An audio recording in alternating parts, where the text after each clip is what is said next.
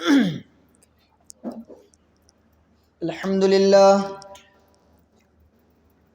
لله نحمده ونستعينه ونستغفره ونعوذ بالله من شرور أنفسنا ومن سيئات أعمالنا من يهده الله فلا مضل له ومن يضلل فلا هادي له وأشهد أن لا إله إلا الله وحده لا شريك له وأشهد أن محمدا عبده ورسوله أما بعد فأعوذ بالله من الشيطان الرجيم بسم الله الرحمن الرحيم تلك الرسل فضلنا بعضهم على بعض منهم من كلم الله ورفع بعضهم درجات رب اشرح لي صدري ويسر لي أمري واحلل عقدة من لساني يفقهوا قولي۔ محترم بزرگان دین، نوجوان بھائیوں، پیارے بچوں اور معزز خواتین اسلام، سب سے پہلے کسی دینی مجلس کے بارے میں آپ یہ جان لیں، اللہ کے نبی صلی اللہ علیہ وسلم کی ایک حدیث آتی ہے کہ مجتمع قوم فی بیت من بیوت اللہ، کوئی قوم، کوئی گروہ، کوئی جماعت اللہ کے گھروں میں سے کسی گھر میں بیٹھتی ہے، اکٹھا ہوتی ہے، وَيَتْلُونَ کتاب اللہ، اللہ کے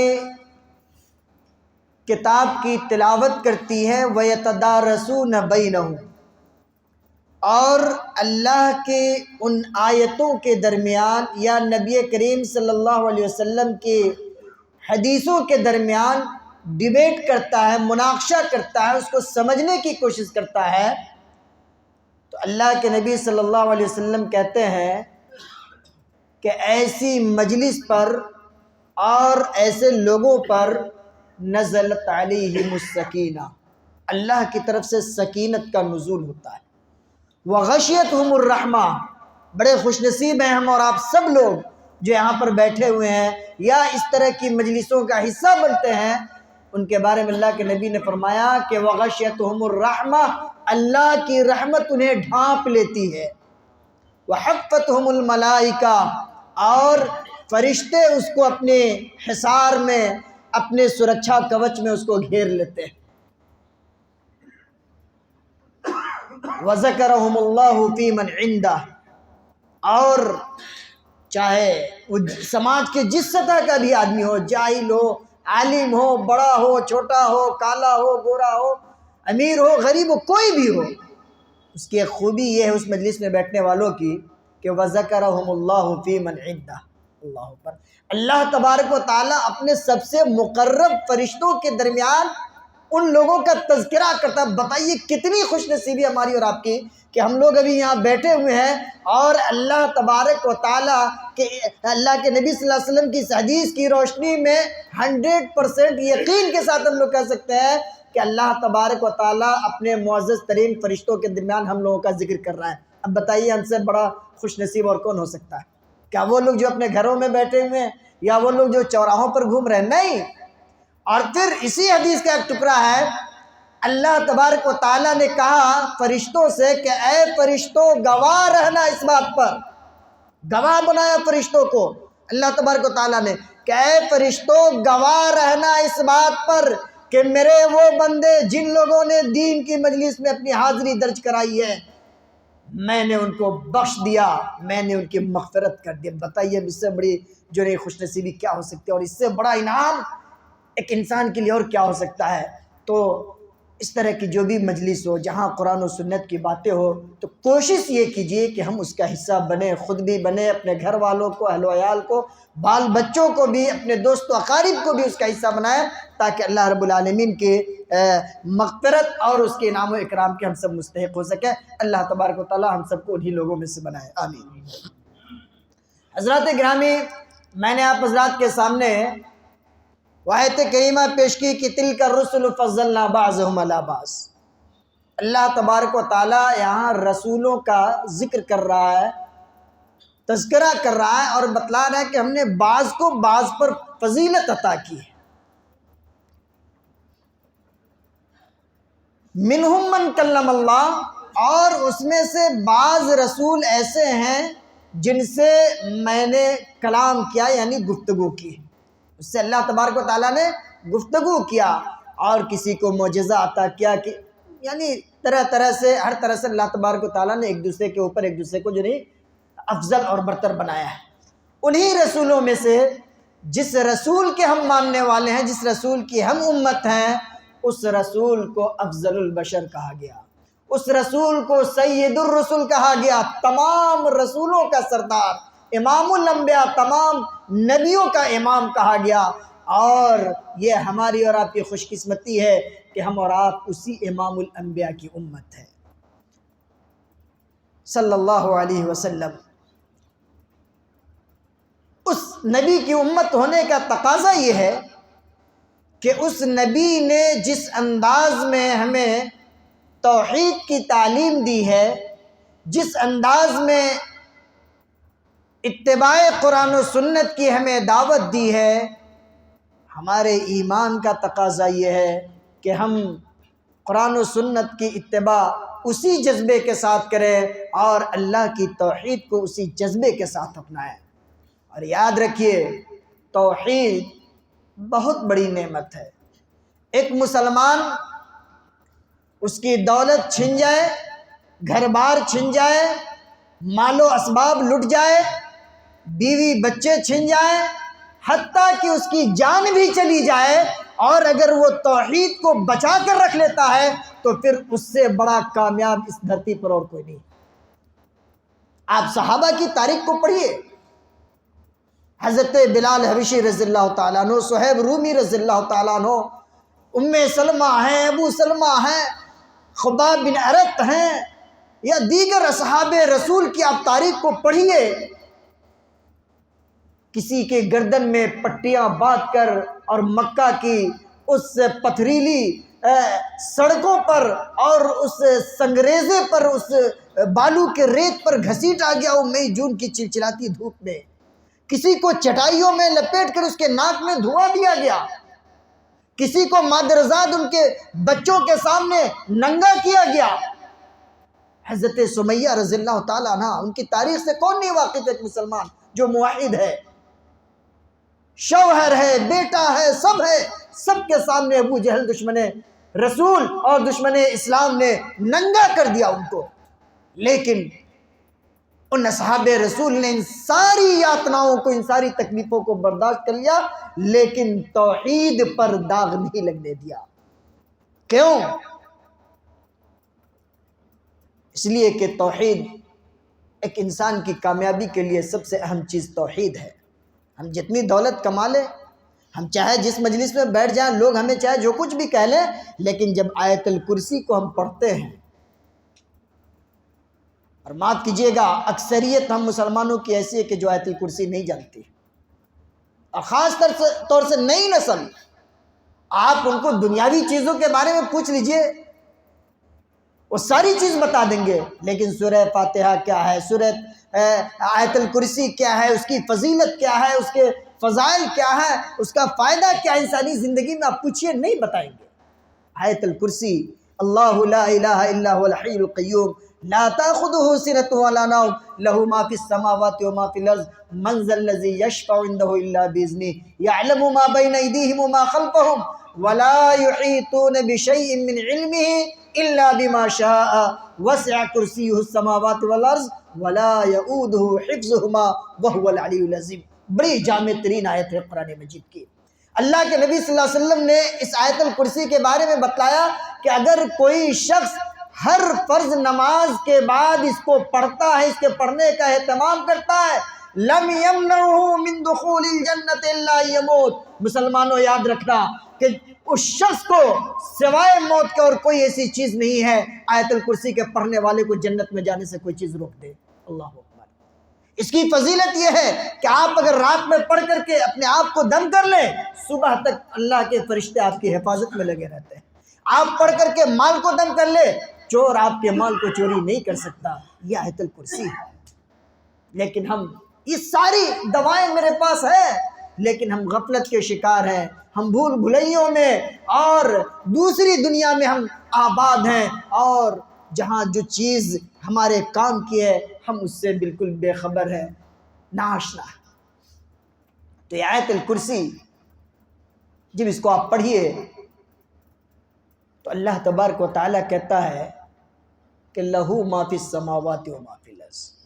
ایک تو اللہ نے اپنی صفت بیان کی کہ اللہ وہ ہے جو زندہ ہے، قائم بھی ذات ہے، اور اللہ کی صفت یہ ہے کہ نہ اسے نیند آتی ہے، اور نیند تو دور کی بات اونگ تک نہیں آتی ہے۔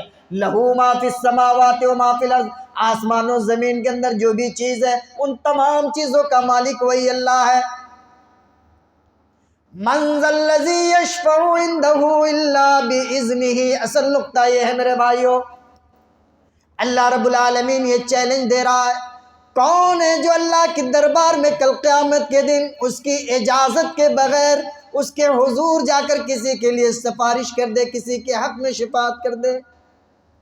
آج لوگ کہتے ہیں نا، لوگ ایک دوسرے کو بیوقوف بناتے ہیں، اپنی مجلسوں میں بیٹھا کر کہتے ہیں کہ ارے کیا کر رہے ہو، فلاں کے مرید بن جاؤ، فلاں کے ہاتھ پر بیعت کر لو، فلاں کے قبر کا طواف کر لو۔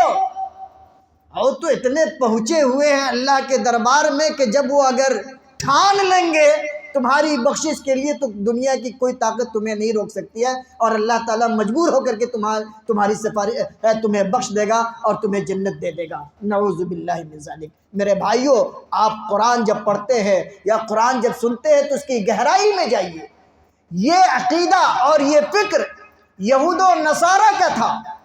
یہودی اپنی قوم کے لوگوں کو کہا کرتے تھے کہ ہماری پہنچ ہے اللہ تک، ہم بڑے لوگ ہیں اپنے سماج کے، اور ہم اللہ کے اوپر جا کر دباؤ بنائیں گے کہ یہ ہمارے حلقے کے لوگ ہیں، یہ ہمارے قریبی لوگ ہیں، یہ ہمارے رشتہ دار ہیں، یہ ہمارے ساتھ اٹھنے بیٹھنے والے ہیں، ان کی تو بخشش کر دے۔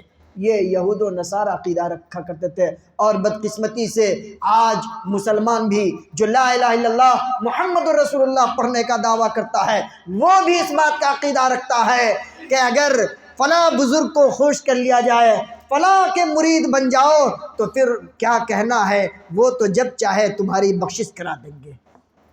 لیکن قرآن کیا کہہ رہا ہے؟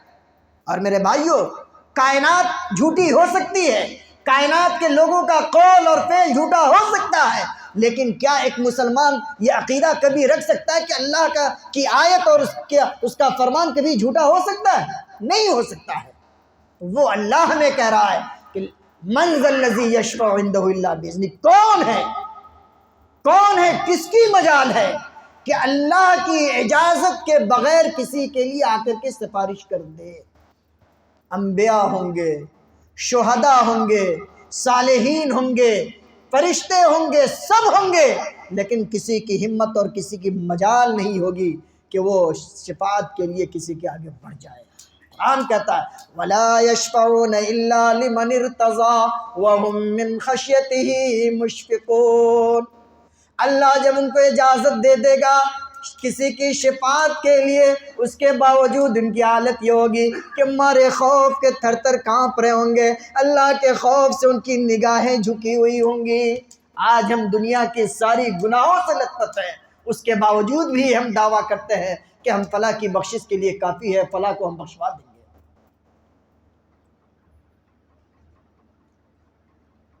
میرے بزرگوں، سارے انبیاء پریشان ہوں گے، اخیر میں امام کائنات جناب محمد رسول اللہ صلی اللہ علیہ وسلم کو اجازت ہوگی اسپیشل کہ اے محمد آپ آئیے اور شفاعت کیجئے لوگوں کے لیے۔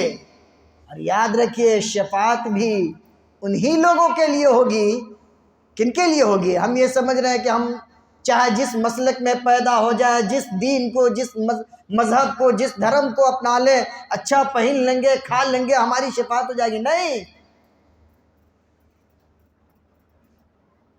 شفاعت اللہ کے نبی صلی اللہ علیہ وسلم نے کہا کہ من قال لا الہ الا اللہ خالصا لوجہ اللہ۔ یاد رکھیے گا اس نقطے کو، جو شخص اللہ کی توحید کا اعلان کرے اخلاص نیت کے ساتھ کہ اے اللہ تیری ذات میں، تیری صفات میں، تیری اسماء و صفات میں کسی کو ہم شریک نہیں ٹھہرائیں گے، معبود تو ہی ہے، رب تو ہی ہے، سب کچھ تو ہی ہے، اے اللہ تیرا کوئی پارٹنر نہیں، تیرا کوئی ساجی اور شریک نہیں. اور اگر یہ عقیدہ رکھتے ہیں اللہ کے لیے، موحد بن کر کے توحید پر قائم رہتے ہیں، تب جا کر کے اللہ کے نبی صلی اللہ علیہ وسلم کو ہمارے لیے اجازت ہوگی کہ فلاں موحد بندہ ہے، اس کے لیے جا کر کے تم شفاعت کرو میرے دربار میں. اب بتائیے، میلاد کا حلوہ کھانے سے اور شب برات منانے سے شفاعت مل جائے گی؟ چھوڑیے ان سارے پاکھنڈ کو اور آئیے قرآن و سنت کی طرف، آئیے اللہ کے فرمان اور جناب محمد رسول اللہ صلی اللہ علیہ وسلم کی اتباع کی طرف آئیے اور حقیقی موحد بنیے. وہ موحد بنیے، اس توحید کو اپنائیے جس توحید کی دعوت تمام انبیاء کرام رضوان اللہ انبیاء کرام علیہم الصلوۃ اجمعین نے دی ہے. اس توحید کو اپنائیے کہ جس توحید کی خاطر حضرت ابراہیم علیہ السلام کو دنیا کی دشمنی مول لینی پڑی اور ہر طرح کی اذیتوں کو برداشت کرنا پڑا اور طرح طرح کے لوگوں کے طعن و تشنیع کو برداشت کرنا پڑا. اس توحید کو اپنائیے، تب پیارے نبی صلی اللہ علیہ وسلم ہمارے لیے سجدے میں پڑیں گے اور روئیں گے، گر گرائیں گے، اللہ کے حضور سفارش کریں گے. تب اللہ تبارک و تعالیٰ کہے گا ارفع رأسک یا محمد، اے میرے حبیب آپ اپنے سر کو اٹھائیے، سل توتا مانگیے آپ کو دیا جائے گا، اشفع تشفع، شفاعت کیجیے آپ کی شفاعت قبول کی جائے گی. دعا کیجیے کہ اللہ تبارک و تعالی ہم سب کو انہی لوگوں میں سے بنائے جن کی شفاعت کے لیے جناب مدنی کریم علیہ الصلوۃ والسلام سجدے میں اپنا سر رکھیں گے. اللہ ہم سب کو بھی انہی میں سے بنائے. حضرات گرامی، آگے چل کر کے حضرت ابراہیم علیہ الصلوۃ والسلام کا واقعہ بیان ہو رہا ہے کہ بادشاہ وقت کے سامنے انہوں نے جا کر کے توحید کو کیسے پیش کیا، اور بادشاہ جو نمرود نامی بادشاہ تھا اس نے توحید کا انکار کیسے کیا. اور پھر حضرت ابراہیم علیہ الصلوۃ والسلام نے دلیل کی روشنی میں، دیکھیے بات کبھی بھی کیجئے تو دلیل کی روشنی میں کیجئے. جو اہل سنت والجماعت ہوتا ہے، جو حقیقی مومن اور حقیقی موحد ہوتا ہے، وہ دلیل کی روشنی میں بات کرتا ہے. ہاتوا برہانکم ان کنتم صادقین. چاہے جتنے بڑے اصحاب جبہ و دستار ہو، کوئی بھی ہو، اگر دین کی کوئی بات آپ کو بتلاتا ہے تو آپ ان کو کہیے ہاتوا برہانکم، قرآن کی زبانی کہ آپ دلیل دیجئے. اگر آپ اپنے قول میں سچے دلیل دیجئے قرآن و سنت سے، ہم آپ کی باتوں کو ماننے کے لیے تیار ہیں.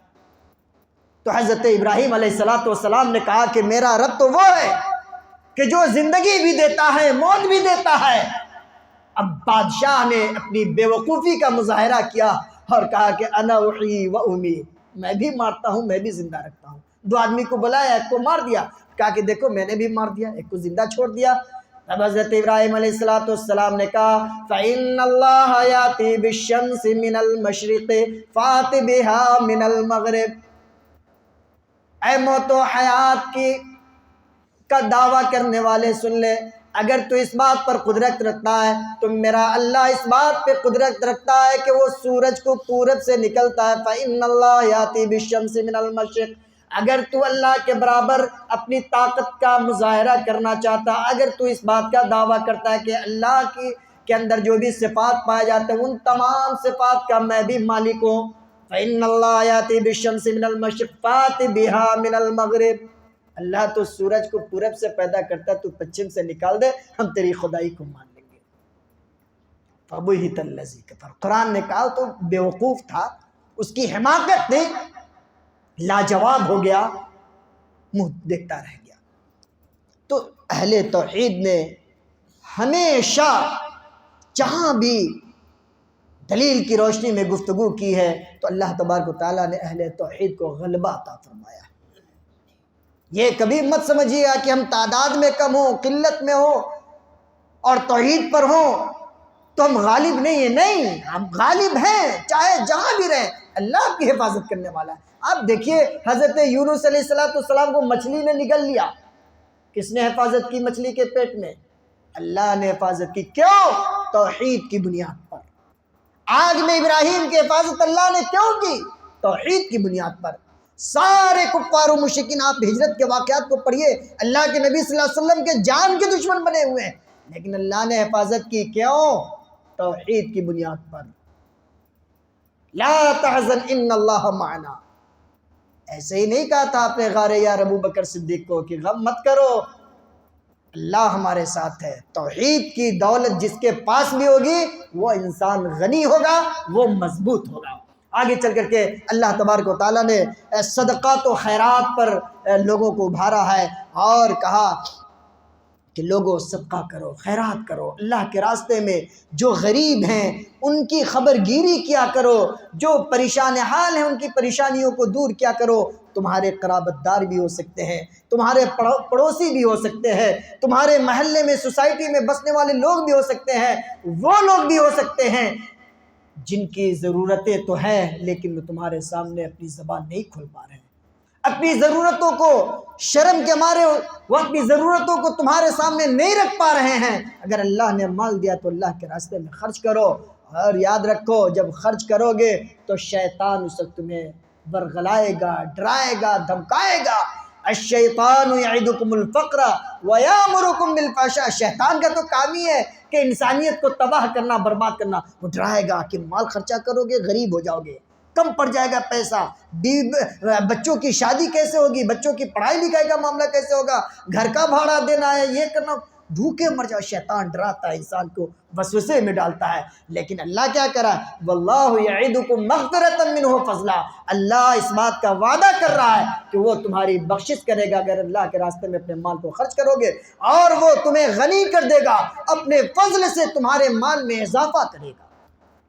اور صدقہ کرنے والے کو یہ بات بھی پیش نظر رکھنی چاہیے، اللہ نے کیا کہا؟ یا ایھا الذین آمنوا لا تبطلوا صدقاتکم بالمن والاذی کالذی ينفق مالہ رئاء الناس ولا یؤمن باللہ ولا بالیوم الآخر۔ ہم لوگ صدقہ دیتے ہیں کسی کو تو صدقہ دینے کے بعد اس کے اوپر احسان بھی جتاتے ہیں، اعلان بھی کرتے ہیں کہ فلاں آدمی دیکھیے اس کو میں نے اتنا اتنا دیا ہے، اس کو کھانے کے لیے دیا، اس کو کپڑا دیا، اس کے بچوں کے ٹیوشن فیس کا انتظام میں نے کیا ہے۔ اور پھر اس کے سامنے ہم اس انداز میں بات کو رکھتے ہیں کہ ہمارا احسان اس کے اوپر لدا رہے، اور جب جس وقت اس کو کسی کام کے لیے ہم طلب کریں وہ فوراً ہمارے پاس دوڑتا ہوا چلا ہے۔ تو اللہ نے کہا کہ اگر اس طرح سے تم مال دیتے ہو یا پھر لوگوں کو دکھاوے کے لیے دیتے ہو تو اللہ نے کہا کہ تمہارا صدقہ باطل ہو گیا۔ اپنے صدقے کو باطل مت کرو، خرچ کرنے کے بعد بھی کوئی اس کا اجر تمہیں نہ ملے تو پھر بیکار ہے ایسی زندگی، بیکار ہے ایسا صدقہ۔ اگر ایمان والے ہو، آخرت کے دن پر ایمان رکھتے ہو تو اے ایمان والو اور اے مسلمانوں، اپنے صدقے کو تم باطل مت کرو، اپنے خیرات کو تم باطل مت کرو، لوگوں پر احسان جتا کر کے اور اسی طرح سے لوگوں کے کو دکھانے کے لیے دے کر کے اپنے مال کو برباد نہ کرو۔ تو میرے بھائیوں، ہمیں اور آپ کو چاہیے کہ ہم صدقات و خیرات کا اہتمام کریں۔ ابھی بڑا اچھا موقع ہے یہ رمضان کا مہینہ، بتائیے کتنا بے پناہ اجر اللہ دے رہا ہے۔ 1 روپیہ خرچہ کیجئے 1000 تک کا ثواب ملے گا۔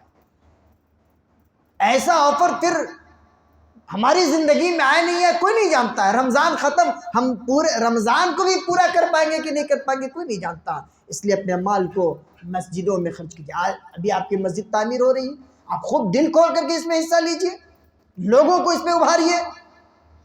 جانتے ہیں کل قیامت پہ اللہ کے نبی صلی اللہ علیہ وسلم کہتے ہیں کہ کوئی شخص اگر ایک مسجد کی تعمیر کرتا ہے، من بنا للہ مسجدا بنا اللہ لہ بیتا فی الجنہ، اتنا بینیفٹ اور اتنا فائدہ دنیا کی کوئی بھی سوسائٹی آپ کو نہیں دے سکتی۔ اللہ کہہ رہا ہے کہ اگر مسجد تعمیر کیجئے گا تو اللہ جنت میں آپ کے لیے گھر بنائے گا۔ بتائیے ہم میں سے کوئی آدمی اس بات کو ماننے کے لیے تیار ہے کہ ہمارا گھر جنت میں نہ ہو؟ کوئی نہیں ماننے کے لیے تیار ہے۔ اور یہ کوئی ضروری نہیں کہ پوری بلڈنگ آپ ہی اکیلے کھڑا کیجئے، نہیں، ایک پتھر بھی اگر سچے دل سے آپ اس میں ڈالتے ہیں تو یاد رکھیے اس پتھر کو جب آپ اس کی نیو میں ڈالیں گے وہ پتھر زمین پہ جب تک گرے گا نہیں، بلکہ گرنے سے پہلے اس میں جو ٹن سے آواز ہوتی ہے اس سے پہلے اللہ آپ کے لیے جنت میں گھر بنا دے گا۔ اس لیے میرے بھائیوں، یہ بڑا اچھا موقع ہمیں اور آپ کو ملا ہے انقلابی طور پر ہنگامی طور پر ہم سب مل کر کے جس کی جو کمائی ہے جس انداز میں بھی ہے ہم اس مسجد کی تعمیر کا حصہ بنے، علماء پر خرچ کریں، بیواؤں پر خرچ کریں، ان غریب بچوں پر خرچ کریں جو دین کی تعلیم حاصل کر رہے ہیں، دین میں کے فروغ کے لیے، اس کی نشر و اشاعت کے لیے اگر ہم اپنے مال کو خرچ کریں گے تو اللہ تبارک و تعالی ہمیں اس کا بھرپور اجر دے گا۔ دعا ہے رب العالمین سے کہ اللہ پاک ہم تمام مسلمانوں کو نیکیوں کی توفیق عنایت فرمائے، اللہ رب العالمین ہم سب کو توحید پر قائم و دائم رکھے، اللہ رب العالمین کل حشر کے میدان میں دنیا کے سامنے ذلت و رسوائی سے اللہ ہم سب کی حفاظت فرمائے، اللہ رب العالمین کل قیامت کے دن اپنے حبیب جناب محمد رسول اللہ صلی اللہ علیہ وسلم کو ہماری شفاعت کے لیے بھی اللہ تبارک و تعالی اجازت دے دے، ہم بھی ان لوگوں میں سے ہو جائے اور حشر کے میدان میں کوثر پر، جام کوثر پر اللہ کے نبی صلی اللہ علیہ وسلم کے ہاتھوں ہمیں بھی جام کوثر عطا ہو، آمین۔ وآخر دعوانا الحمدللہ رب العالمین وصلی اللہ وسلم علی نبینا محمد وعلی آلہ وصحبہ اجمعین۔